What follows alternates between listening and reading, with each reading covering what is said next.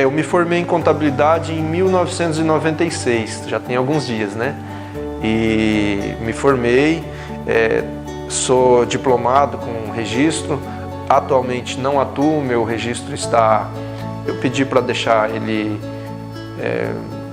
não renovei, né, a anuidade, mas sou formado, cheguei a atuar na área de contabilidade 2 anos e 8 meses, né? O início da minha vida profissional, digamos assim, após estudos, ele foi bem sofrido também, porque na época, sempre quando eu trabalhava, eu juntava um dinheirinho e construía uma casa aqui, uma casinha. E quando eu resolvi ir embora para Vilhena, estudar em Vilhena, eu vendi aquela casa. Eu vendi aquela casa para o hoje, então, seu Jesus taxista.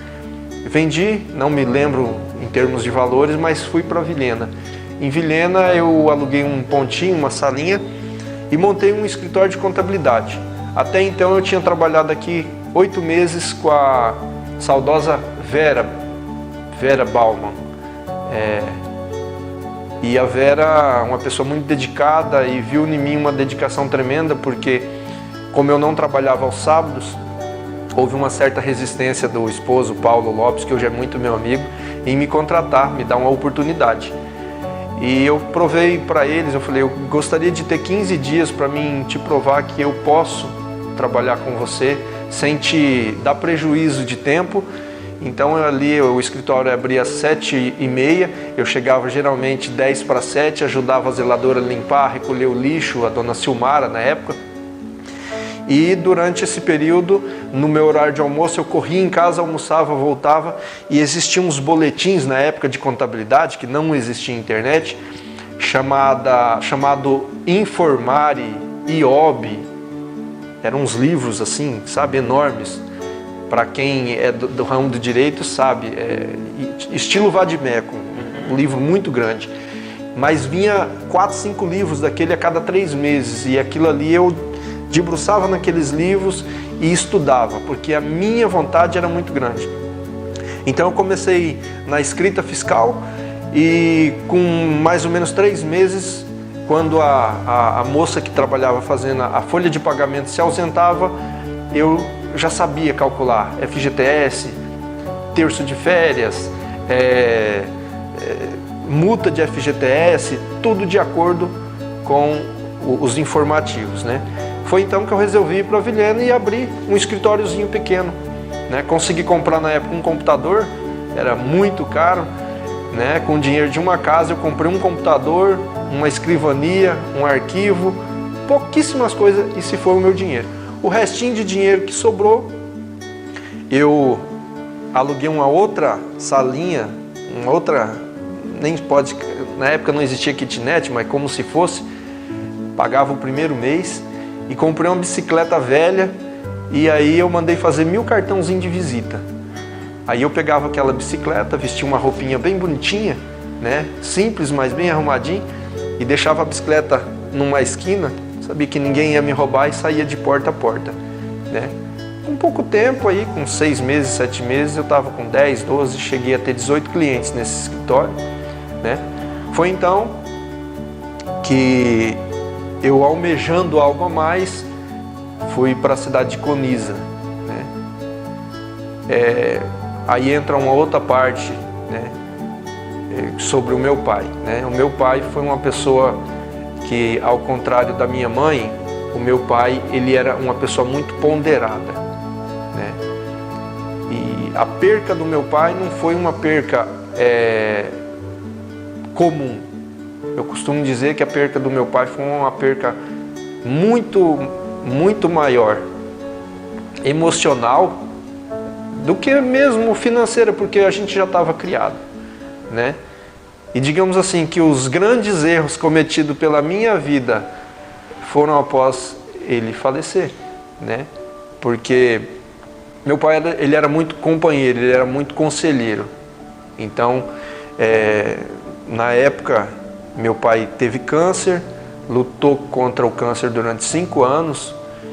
Imagine-se, né, isso nos anos de 2002, ele sofreu de 97 a 2002. Não tinha muitos recursos, ele ainda conseguiu viver 5 anos. Então, após ele falecer, eu tinha prometido para ele que voltaria. Então, eu tinha ido para a Conisa.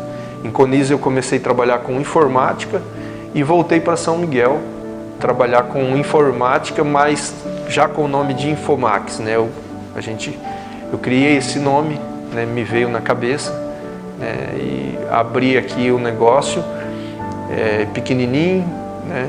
E fomos trabalhando. A Infomax, ela começou através de um anseio, de um sonho, né? Na verdade, foi um desafio.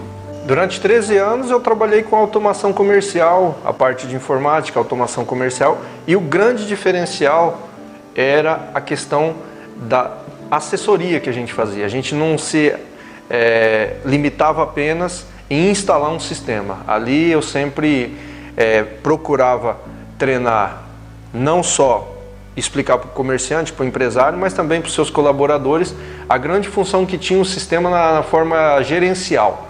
Eu sempre dizia, você não pode investir, que não é um gasto, é um investimento somente para atender o fisco, né? A fiscalização que te exigia na época o cupom fiscal. Aproveite o sistema para atuar do seu lado na forma de gestão. E durante 13 anos eu trabalhei focado nesse ramo. Eu tenho uma característica, já errei muito, acredito que a gente vai amadurecendo com o tempo, mas sabe aqueles meninos abusados que fala assim, ó, eu vou fazer e pronto, e vai e tenta fazer e faz, quebra a cara, mas busca se desafiar. Eu sempre tenho uma teoria, é o seguinte, à noite eu coloco minha cabeça no travesseiro e penso o que eu fiz de bom e produtivo durante esse dia. E no outro dia acordo com um pensamento, o que eu tenho que aprender a mais hoje? É uma meta que eu tenho. Muita gente fala em crise. Eu particularmente tenho uma frase que eu digo, crise para uns, oportunidade para outros. A crise é uma maneira das pessoas se reinventar. Eu acredito que se não existisse crise, as pessoas não se reinventariam. Porque, na verdade, a crise, empresas fecham, mas empresas abrem. Eu costumo dizer que o mercado em si ele é como uma pizza. Ali está um valor monetário. Uns comem mais, outros comem menos. Simplesmente assim. Sobre a parte de empreendedorismo, eu acredito na lei da semeadura, que é você poder compartilhar conhecimento. É como se você tivesse uma plantação de milho. E foi perguntado para um grande produtor campeão por muitos anos, por longos anos, em produção de milho, e lhe perguntaram por que você produz tanto e a sua produção ela é tão rentável e você já foi campeão diversas vezes. Ele disse, olha, o segredo é você compartilhar. E ele foi contar, olha, eu compartilho a boa semente para o meu vizinho da direita e para o meu vizinho da esquerda. Aí o rapaz perguntou para ele, o repórter, falou assim, mas você não tem medo da concorrência? Ele disse, olha, o milho, para ele polinizar, o pólen, ele precisa dos ventos, tanto que vem de um lado quanto de outro. E os ventos do empreendedorismo é assim. Você tem os concorrentes não são inimigos. Então, muitas vezes, você precisa orientar, ajudar as pessoas. E, na verdade, o mercado, as empresas, elas dependem de pessoas. Eu fico impressionado, muitas vezes, em entrar em algumas empresas e ver a apatia de certos vendedores, de certos comerciantes. Isso é triste de se ver, mas é assim que funciona. As empresas não funcionam sem pessoas. A tecnologia não irá substituir nunca as pessoas no âmbito de relacionamento. E eu acredito que o relacionamento ele é a base de tudo, né? O empreendedorismo ele se reinventa cada dia. Então é importante que todos nós possamos ter isso em mente. Crise, ela existe. Ah, mas a crise ela vai passar? Não, meu amigo, não espere crise passar, entendeu? A crise ela vem para uns, mas traz a oportunidade para outros. Eu costumo dizer que crise é um estado de espírito, né? Eu procuro ver pouco jornal. Eu procuro ver jornal. Jornal ele traz para as pessoas muitas vezes muita carga negativa. Você pode fazer um teste. De repente você pega, assiste um jornal e anota numa folha quantas coisas positivas, quantas matérias positivas e quantas matérias negativas. Talvez você vai colocar ali na folha do lado direito 2 matérias positivas e 40, 50 negativas. Então aquilo não te traz benefício, pode ter certeza. Eu vou direto ao ponto. Eu gosto muito de estudar coisas que me interessam, num âmbito geral. Se eu estou interessado em saber sobre tecnologia, eu vou buscar livros, matérias, vídeos que falam especificamente sobre tecnologia, né? Eu sou um tanto autodidata, né? Eu aprendo com muita facilidade. Então, informática eu trabalhei durante 13 anos, trabalhei com sistemas, com automação, com software e nunca fiz um curso. Falo espanhol fluentemente e atualmente estou estudando nos momentos de folga inglês. Então eu acho que é muito importante a gente estar preparado para o mercado. Eu costumo dizer que todos nós somos vendedores. A partir do momento que você sai da sua casa, você já é um vendedor. E o vendedor, ele tem que ter brilho nos olhos. Ele tem que ter confiança, ele tem que conhecer o produto. Você não consegue vender nem a sua presença, nem a sua aparência, se você não tiver confiança naquilo que você está disposto a fazer. Você tem que passar confiança para as pessoas. Olha, a minha vida sempre foi pautada com muitos objetivos e metas, né? Eu acredito que as pessoas que têm muitos objetivos e metas, elas vão errar mais por consequência. Isso é natural. Então você que tem um objetivo e uma meta, esteja preparado para errar, para cair. Só que ao mesmo tempo, o tombo que ele vem, você se levanta muito rápido, né? Você não pode ficar se lamentando, né? Então, os meus objetivos são muito claros, sempre foram muito claros. E de um tempo para cá, os meus objetivos na área do empreendedorismo, não é só o meu empreendedorismo, é o empreendedorismo de abrangência. Entendeu? É trazer de maneira natural, de maneira consciente, para que as pessoas acreditem mais. Nós vivemos num país, numa região muito rica, com muitas oportunidades. O que nos falta é ter mais empreendedores, mais pessoas de coragem. Mas não pense você que você vai começar a empreender, você vai trabalhar menos. Não. Geralmente, nos primeiros 5 a 10 anos você vai trabalhar 14, 15, 16, 18 horas por dia. Hoje, por exemplo, eu acordei, era 3h30 da manhã e vou até 10, 11 da noite. Isso é natural. Para você que é empreendedor, isso é natural, né? Então, as metas são pautadas de forma natural, mas alcançáveis. Mas você tem que perseguir metas. Existem alguns desafios que muitas vezes você também não vai alcançar, né?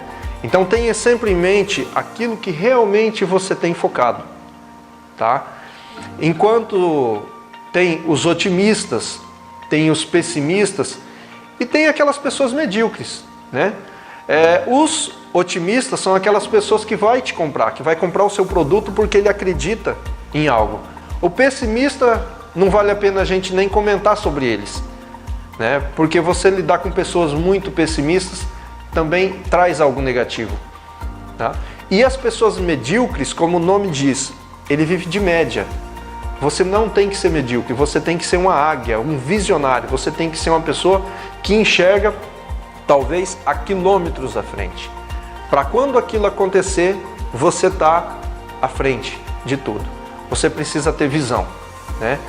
E o objetivo daqui para frente, não só dos empreendimentos que a gente já faz, dos trabalhos que a gente já faz, é um novo projeto, é um projeto chamado Winning Life, né? Vencer na vida. É um projeto na qual nós estamos trabalhando para que outras pessoas, para que jovens, para que pessoas que têm o sonho em realizar a sua vida financeira possam alcançar, de forma consciente, pautada em objetivos e metas. Esse projeto ele já está disponível através do site www.winninglife.com.br. Lá você encontra mais informações sobre cursos, treinamentos, palestras.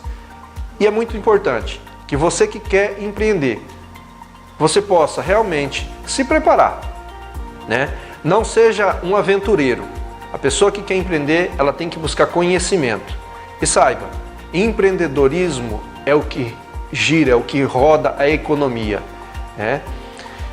Para o pessimista, a chuva é um obstáculo. Ele vai olhar para o céu, vai imaginar, olha, está chovendo, eu não posso sair de casa. Para o pessimista, o sol também é um obstáculo.